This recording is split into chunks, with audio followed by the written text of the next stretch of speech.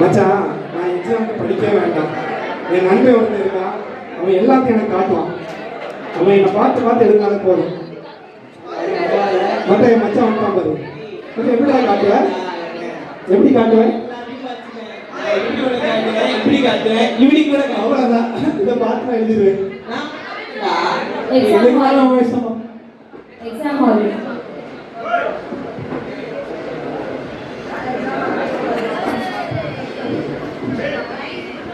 Last 5 minutes. மச்சான் மச்சான் மச்சான் 5 நிமிஷம் தான் இருக்கு மச்சான். பாஸே ஆக மாட்டேன். அடி காமிடா காமி 5 நிமிஷம். Last 1 minute. காமிடா. ஏய் ஐயோ நீ தான் என்னடா காமிக்க ஒரு பாஸ் ஆகுமானே தெரியலையே. மச்சான் நீ சும்மா இரு மச்சான். என் நண்பன் காமிக்க சொல்லி இப்படி பண்ணிட்டான். ஏய் என்ன முழுசா நம்பி இருக்கடா. நானே அப்படி காமிக்க சொன்னீடா. சொன்னேன்னா அதுக்கு சரி காமிச்சறேன். போ உண்மை இதே பெரிய விஷயம். போ 12ஆம் வகுப்பின் தேர்வு முடிவுகள் வெளியாக்கப்பட்டது. ஏ ரிசல்ட் வந்துருச்சு பாப்போம். நம்ம ஃப்ரெண்டும் ஃபெயில் தான் ஆயிப்பான். அதான் காமிச்சிருக்க மாட்டான். ஸ்கூல் ஃபர்ஸ்டா? நம்ம பேரை காணும். ஃபெயில். ஐயோ ஃபெயில் ஆயிட்டோமே. ஸ்கூல்லே ஃபெயில் ஆயிட்டா எந்த காலேஜும் கிடைக்காது நமக்கு. என்ன பண்றது? ஏதாவது ஒரு வேலைக்கு தான் போகணும். என்ன வேலைக்கு போனா? சார் போஸ்டர் வேலைக்கு போகணுமே. போஸ்டர் என்ன? வீட்டில் இருந்தபடியே வேலை, மாதம் 1 லட்சம், படிப்பு தேவையில்லையா? நல்ல வேலையா இருக்க. சரி போன் அடிப்போம். படிக்க தேவையில்லை அந்த வேலை. ஹலோ ஹலோ சொல்லுங்க. போஸ்டர் ஒன்று பார்த்தேன். படிக்காம வேலை கிடைக்குமா? எஸ்எஸ் ஏஜென்சி தான். அதான் எஸ்எஸ் 10 லட்சம் ரூபாய் சம்பாதிக்கலாம். ஓ 10 லட்சமா? போஸ்டரோட நிறைய காசு. ஓகே நான் ரெடி. நான் எங்க ஏஜென்ட் கூட கனெக்ட் பண்றேன். நீங்க அவங்க கிட்ட பேசுறீங்களா? ஓகே. நல்ல ஒரு ஆடு மாட்டிக்கிச்சு. நீ பிரியாணி போட்டுற வேண்டியதான். ஹலோ ஹலோ நிமல் யாரு சார்? நிம்மலா? நான் சாம் என் பேரு. அரே சார் உன் பேர் என்ன கேட்டேன் சார். ஓ பேரா? சாம். இப்போ நம்ம ப்ராசஸ் எல்லாம் சின்னதுதான் சார். ஓகே. நிமல் கிரெடிட் கார்டுல இருக்க 16 நம்பர் சொல்லுங்க சார். கிரெடிட் கார்டு 16 நம்பர் இருங்க சார் சொல்றேன். 485498864025. அரே சார் பார்த்தா படிச்ச மாதிரி இருக்கு. ஆனா 12 நம்பர் தான் சொல்லிருக்கேன். மீதி 4 நம்பர் யாரு? ஆமா 4223. ஐயா ரொம்ப விவரமா பேசுறாரு. அரே சார் இப்போ என்னன்னா உங்க ஃபோன் நம்பருக்கு ஒரு பின் நம்பர் வரும். அதை மட்டும் சொன்னீங்கன்னா நீங்க இப்ப சீக்கிரமா லட்சாதிபதி ஆகிடலாம். ஓ சூப்பர். 5863.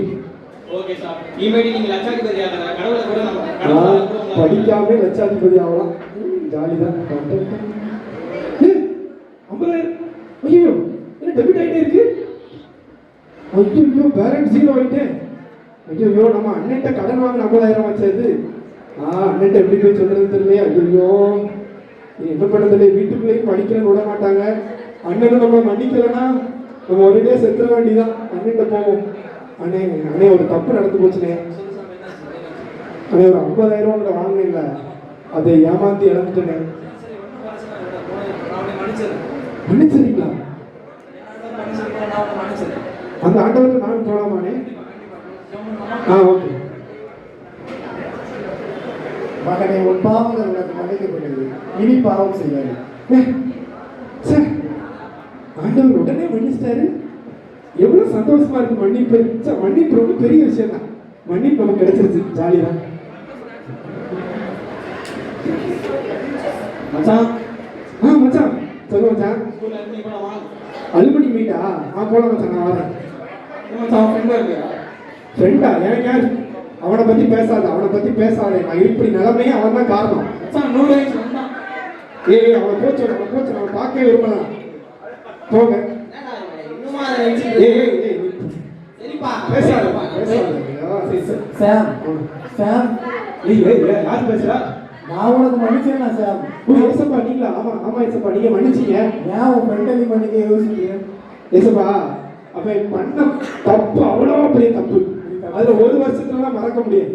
ஒரு 2 வருஷம் அடுத்த அலுமினி மீட்ல நான் மன்னிச்சிருக்கேன். இந்த ஒரு அலுமினி மீட் விட்டுருங்க. ஒரு வருஷம் அப்படியே கொஞ்சம் கொஞ்சமா இது பண்ணி மன்னிச்சிருக்கேன். ஒரு வருடத்துக்கு பின் மச்சான் சொல்லு மச்சான், சொல்லு மச்சான், சொல்லு மச்சான். நம்ம ஃப்ரெண்டு செத்துறான் மச்சான். அவன் செத்துட்டான நான் நினைச்சேன். இப்ப நான் மன்னிக்க போறேன்டா அவனை. இரு மச்சான், இரு என் மனசுல நான் மன்னிச்சிடறேன்டா. மச்சான், இங்க பாரு என்ன மச்சான் சொல்லுற? செத்துறான். ஐயோ அவனை போய் பாப்போம் மச்சான். வா அவனை வண்டிக்கு வெளில மச்சான், மச்சான் நான் அவனை மன்னிச்சிட்டேன்டா. ஐயா ஏய் எழுப்புடா. சாம். நான் அவனை மன்னிச்சிட்டேன். நான் மன்னிச்சிட்டேன்டா. நான் மன்னிச்சிட்டேன். சரி மச்சான். ஐயோ சாம், காலம் கடந்து விட்டது.